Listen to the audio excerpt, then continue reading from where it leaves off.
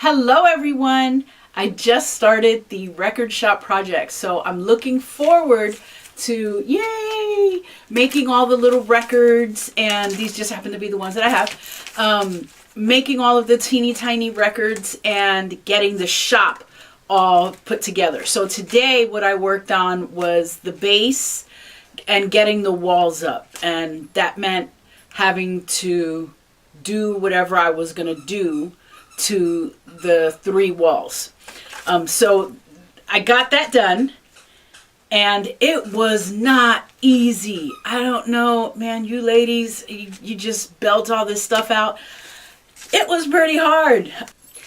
I did get some inspiration from some ladies on YouTube, one of them being Queen City Minis. She did a video on how to make brick walls using corkboard. I don't know how she did it and stayed so calm because it was hard and time consuming. But I love the way it turned out at the end. It was all worth it. So I will put the link to that video down in the description box below. I did start making some of the tiny records. That was the fun part. So the record shop is in 1988. It's placed in 1988.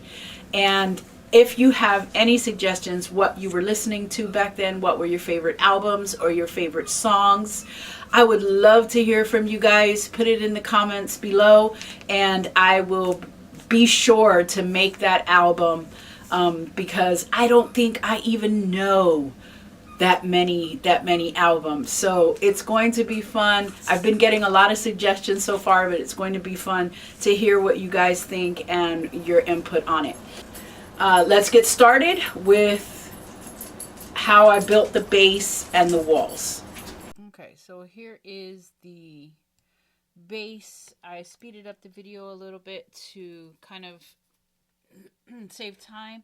So what I'm going to do is I'm going to create a base that is going to be 1.5 inches tall, and that will give me, or should give me, enough space to put all the wiring from the lights and the electrical, the power strip underneath the base. So that way I can hide everything. That's where I'm gonna put all of the extra stuff, even the sound wires that are going attached to this. So because I'm doing this double foam core, I tried to find a way to get them put together because one is not thick enough. I ended up using this tape because I do have glue, but this glue, when I use it and put it on foam core, no matter how hard I press it down, no matter how much I weigh it, no matter if I leave it 3 days drying, I cannot get it to stop warping. So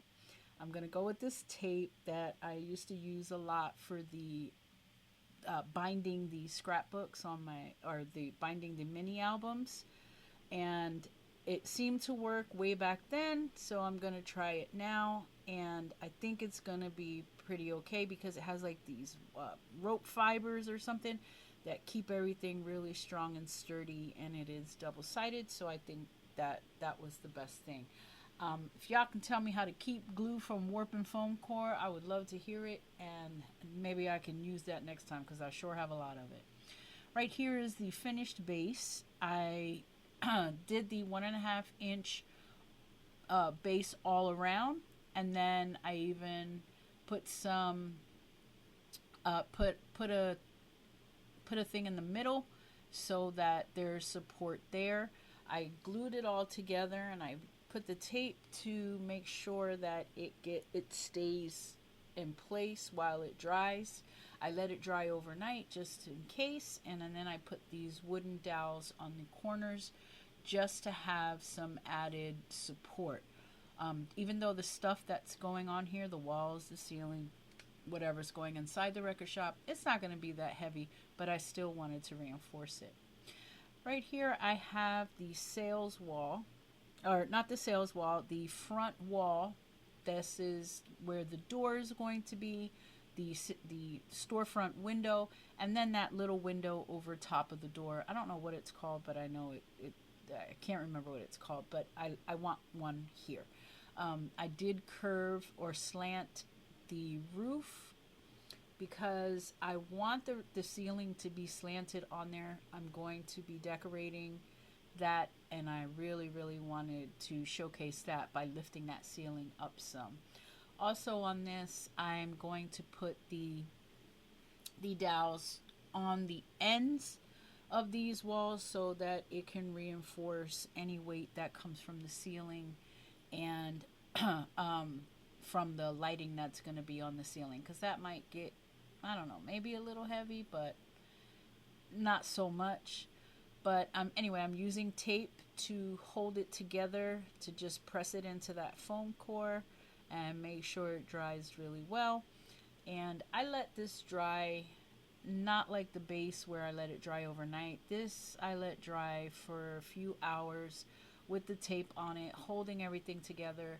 And once it was all dry, I dry fitted the walls to see how they're going to work.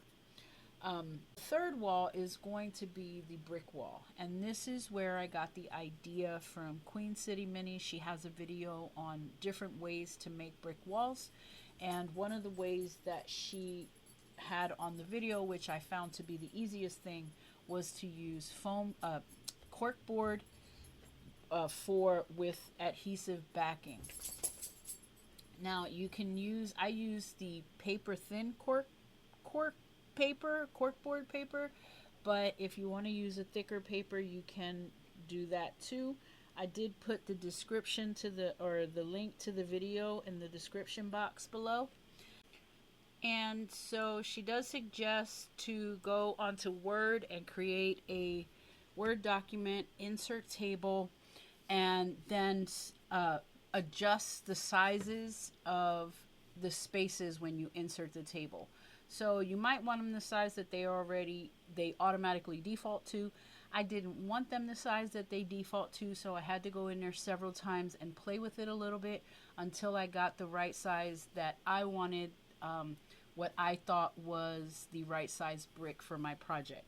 So just so I can give you guys the measurements, that was for the row, it was 0.33, and for the column, it was 0.83.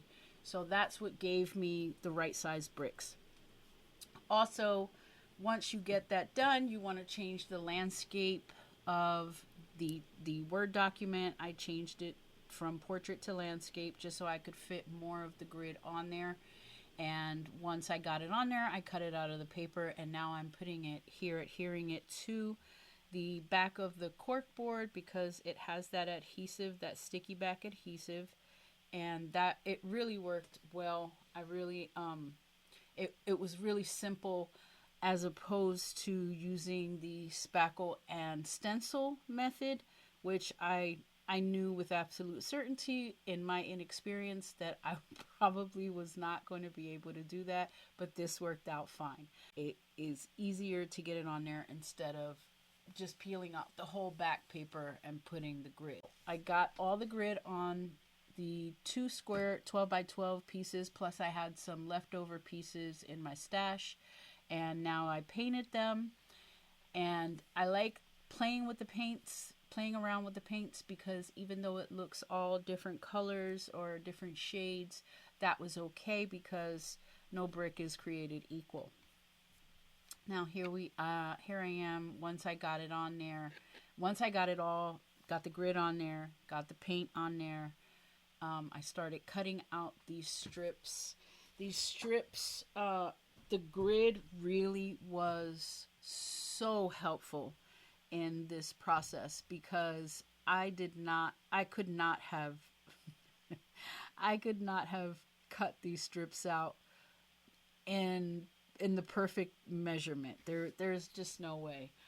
So they were a great guideline to getting these bricks all cut out. And now that I have them all cut out, even though it's just the strips, now of course I do have to go back and cut the individual pieces into the small short pieces. I don't think that I filmed that. I thought I did, but I didn't. And here I am now gluing it onto what's going to be the third wall, which I'm going to call the record wall. Now, I was originally going to use like a thin piece of cardboard, maybe the back of a cereal box or even some mat board, and put these bricks onto the mat board and then put the mat board onto the foam core. But it seemed like a whole lot of fussy work to do, so I thought maybe I can go ahead and just glue all of this onto the foam core. Now, I find out later that it's a mistake to put things directly onto the project if you're not willing to replace that particular area of the project if you make a mistake. And then you have to figure out how to get around all of the mistakes that you make. But for right now, this is what I'm doing. I'm putting them directly onto the foam core. And as you can see, I didn't space them out too well, but that's okay because this wall is going to have, because this is the record wall, there's going to be records on this wall, there's going to be posters on this wall, and there's also going to be a lot of shelves that hold the records up against this wall. So any imperfections is okay because it's going to be covered up, and because this was my first time ever doing something like this, I forgave myself for these imperfections, and I just kept moving forward. So this is the part that took a real long time. I did not think it would take this long. When I watch videos on YouTube with everyone making these long projects, I realize that editing skips through a lot of the time that it takes to make this stuff. And this literally took me an entire day. I can't even stopping here and there, but it did take me a long time to finish this. And after a while, it was really testing the integrity of my patience. So here I am at this point. I've gotten maybe 5 or 6 rows done, and I sped up the video just so to spare you guys the drama of watching me put these just the monotony of watching me put these on here. But I would like to point out that I did draw the lines on there with pencil. I made them, I think I started making them 1/4 of an inch apart so that I had grounding for where I was going to place the actual brick. But for some reason, I don't know, I must have spaced it out wrong, because I see that one of the lines is bigger than all of the other ones, and they're all kind of not even the same size. So I think that later on down the line, that was also one of the reasons why I ended up with some spacing issues, and I had to fill it in and figure out how I was going to do it. So right here, I'm halfway through. I'm still kind of okay. I'm still just really working at it, cracking at it, and trying to get it done. But really, I'm more than halfway through here, and it really is one of those situations where it really is busy work, and I was really wanting to tear my hair out. 5 minutes later. Patience is a virtue. Some puppy love is just the thing you need when you are stressed out and you have to take a break. Except that my puppy doesn't know he's a big dog. So, okay, Booty. Okay. And so I'm moving through it, and right here I'm more than halfway done, even more so here. And I'm really liking the way it's turning out. I like the different colors of the bricks. It took me about 3 hours to get here if I count the times I didn't stop. And here goes the finished product. Of course, I'm going to trim the ones that are hanging over, but these missing ones are because of, like I said, those spacing issues. I don't know what I did wrong, but there it goes. They're missing bricks, and I just chalked it up to, well, there's missing bricks. Now I'm putting the Mod Podge on there, which is suggested because I am going to use spackle in between the spaces, and the Mod Podge protects the cork board from getting wet. And I put a whole extra lot just in case. And the spackle that I'm using, it's called Fast and Final. I bought it from the dollar store. I don't know if I should have been using something better than this, but it's, the whole point is trying to do it for as less money as possible. I did mix in some gray paint there. I think the color was called actual like gray stone or something like that. And after I mix it all up, I start smashing it into, well, I get a nice mixture here, make sure the color is spread evenly, and I started putting it on. Now, I know you can't tell from the video, but and also I don't know if I'm doing this right. In hindsight, I think that what I should have did was used a putty knife, but I was using one of those tongue depressor sticks, and I don't know if it was actually how it was supposed to be, but I was wetting tissue to wipe it off, and I was really nervous because it is corkboard, what I consider like paper, and then the foam core is paper. So I was nervous that it was going to soak through. Turns out that it didn't. The Mod Podge did what it was supposed to do, and it protected the paper, but I had a lot to do. That was also a time consuming process. And I was so nervous because I have never done this before, but I like the way it turned out. I think for my first time out, I was really happy with it, and I can't wait to get it into the project. Now, this is for the front wall, and I combined two paint colors. The folk art is the wild wasabi color, and the Americana is the sea glass color. And I did it in green because I was trying to think, what were the like main colors in the 80s? I know there was a lot of neon, but I didn't want to make the walls neon. So I figured maybe the record shop is in the 80s, but the building has been there for quite some time during the times where they used colors like these greens or yellows or browns or stuff like that. Why in the world I decided to use the tiniest little paintbrush that I have, I don't know.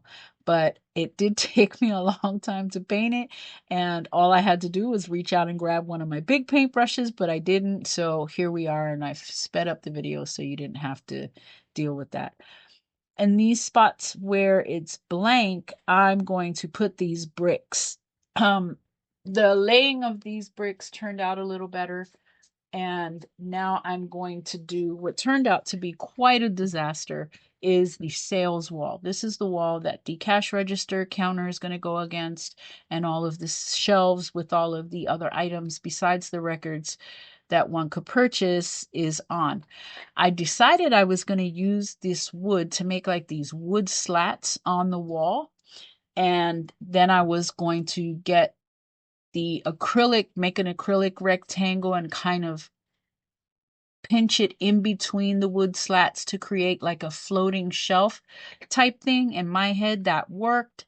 I painted these black lines on there because I knew there was going to be some space in between these wood slats where the acrylic was going to go once I used the acrylic to space out the slats. Now, these floating shelves in my head look great. But once I put the wood on here, it turns out that once I added glue to it, it got really, really, really warpy. And they were curling up on the ends, and there was really nothing I could do about that. So I started to peel them off, and this is what happened. Of course, it started to peel all of the paper off because this is only foam core that I'm making this wall out of. But once I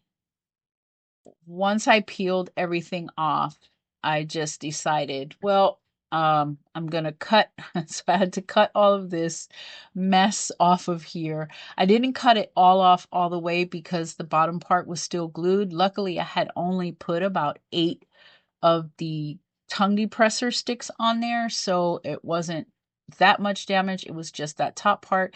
I didn't want to make a new wall, so instead what I did was I went into my scrapbooking stash and I found this wood paper that I purchased at Michael's. It was from the Recollections brand, which is a Michael's brand, and it's wood paneling. It's paper, it's as thin like paper, but it's a wood paneling texture.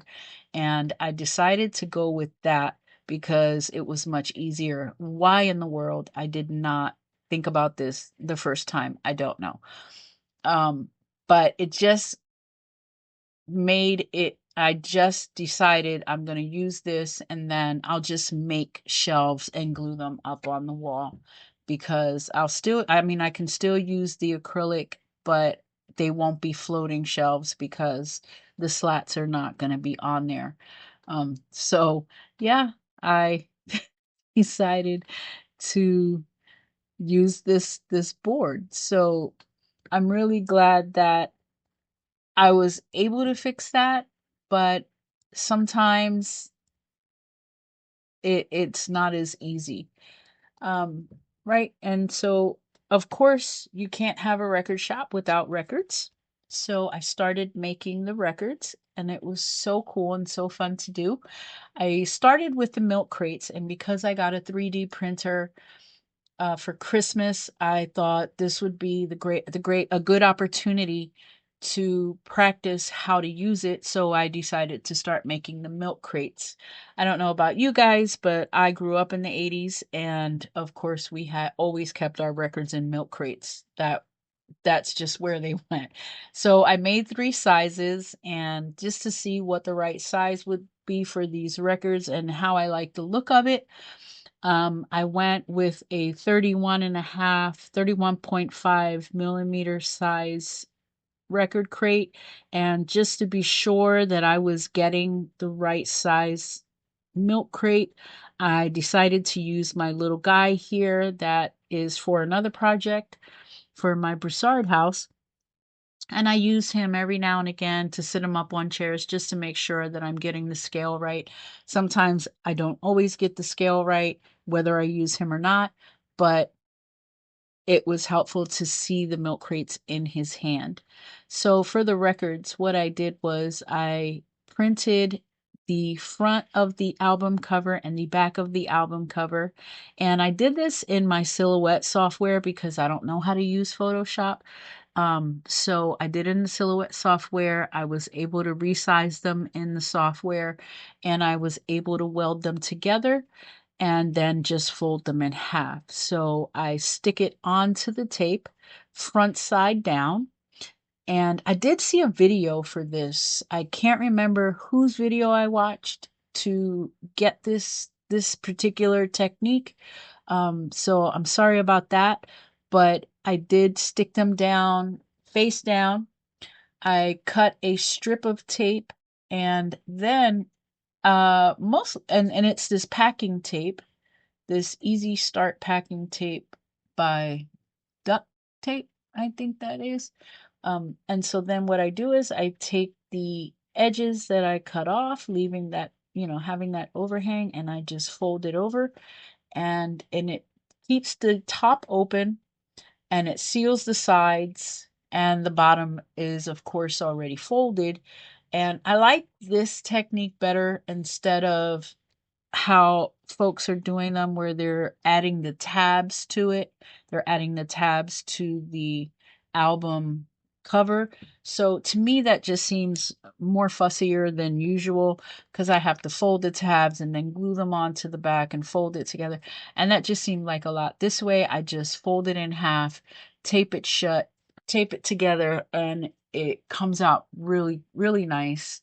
And even though that overhang there is on that tape, which is okay because it makes it easier to handle the records until I'm ready to cut them, This now is the cut record, and I love that little gloss, that little shine. That's exactly how album covers were back in the day. They had that little glossy shine to it. So that was something that I was excited about. And then once I cut the tape off and I have the records, I'm just having a whole lot of fun trying to remember all the music that I loved growing up in the 80s, 70s, 80s. But the record shop is in 1988, so I won't go past that. And here goes the shop with all the walls up. I have already glued it together at this point and have it all taped, holding everything together until it dries. And that will be the outside, the brick wall, and the horrible sales wall that caused me so much issue. At the end of it all, I did like the way it came out, and I'm really looking forward to working on this more. Again, the ceiling is slanted for a reason, and here goes all the little records inside, and you might see some shelves there in the background. That was me just practicing and playing around with what I'm going to do with the shelves. They will be lifted off the ground. They will be a little different than what they are now. And I did 3D print a little record. I haven't done any more because I just wanted to play around with how I was going to make them. But I'm looking forward to completing this project and sharing it with you guys. Hey guys! So this is a really good stopping point, especially because I am to the point where I'm like, stressed out over trying to figure out how to fix all my mistakes and trying to be okay with it, trying to forgive myself, like I said. Now I did on some things, and make a mental note for future projects that maybe I shouldn't start gluing things directly onto the thing, like the actual project, and do like a little side practice piece or something like that. That would have been good. But I didn't, and it's okay. I forgive myself. But it has been a labor of love and a real learning curve for me. Again, I'm also taking suggestions on albums. So if you guys have any album ideas, anywhere from the 1950s to the 1980s, late 1980s, 1988 is the year that the record shop lives in. And if you guys kind of remember the songs you were listening to or what your favorite albums were in any genre, it doesn't matter. Record shops carried all different genres, and I'll be including all different genres, anywhere from gospel music all the way to heavy metal and everything in between. So if it doesn't matter if you have any suggestions for albums, I would love to hear it. Put it in the comments down below, and I'll be sure to make that little album and include it in the project. So that will be fun to hear what you guys come up with. Thank you so much for watching the video. Hit that like button if you liked it, and I will see you guys next time when I build the listening booth that goes inside the record shop. Okay guys, have a great night and see you next week. Bye.